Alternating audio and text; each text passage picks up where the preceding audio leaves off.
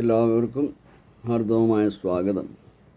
നമ്മളിന്നിവിടെ സംസാരിക്കുന്നത് ഗ്രഹങ്ങളുടെ ഗോചരം, വേദം, ഗ്രഹങ്ങളുടെ ബലാബലം, അതായത് ചന്ദ്രനെ കൊണ്ടാണ് നമ്മൾ ഇവിടെ പറയുന്നത്.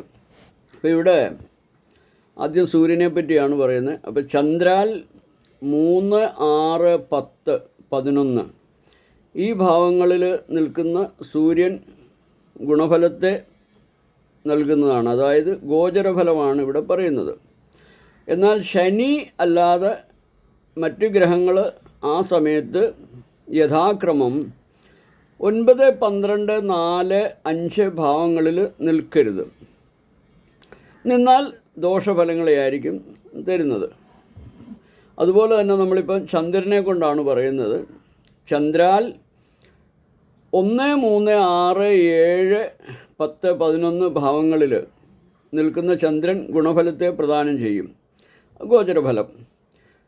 എന്നാൽ ബുധനല്ലാതെ മറ്റ് ഗ്രഹങ്ങൾ അപ്പോൾ യഥാക്രമം 5, 9, 12, 2, 4, 8 ഭാവങ്ങളിൽ നിൽക്കരുത്. നിന്നാൽ ദോഷഫലങ്ങളായിരിക്കും.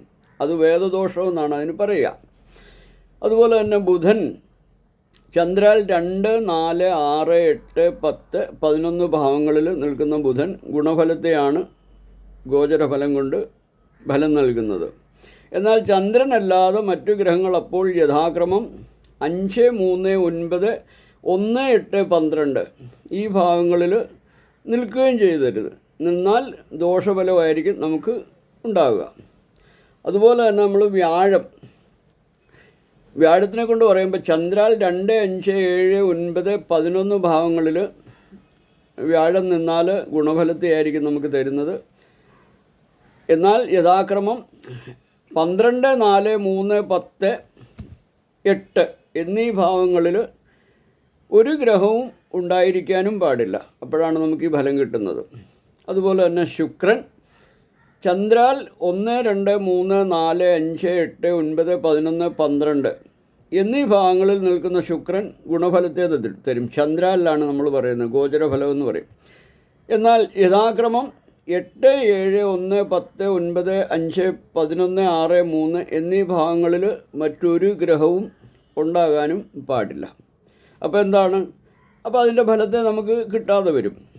അതുപോലെ തന്നെ ശനി ചന്ദ്രാൽ 3, 6, 11 ഭാവങ്ങളിൽ നിൽക്കുന്ന ശനി ഗുണഫലത്തെ തരുന്നതാണ്. എന്നാൽ സൂര്യനല്ലാതെ മറ്റ് ഗ്രഹങ്ങൾ അപ്പോൾ യഥാക്രമം 12, 9, 5 എന്നീ ഭാഗങ്ങളിൽ നിന്നാൽ നമുക്ക് ഈ സൽഫലം ലഭിക്കുന്നതല്ല. അതുപോലെ ചൊവ്വ ചന്ദ്രാൽ 3, 6, 11 ഭാവങ്ങളിൽ നിൽക്കുന്ന ചൊവ്വ ഗുണഫലത്തെ നമുക്ക് തരും.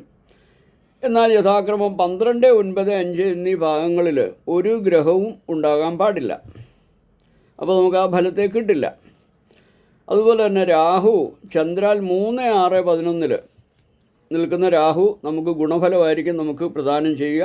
എന്നാൽ യഥാക്രമം 12, 9, 5 എന്നീ ഭാഗങ്ങളിൽ ഒരു ഗ്രഹവും ഉണ്ടാകാൻ പാടില്ല.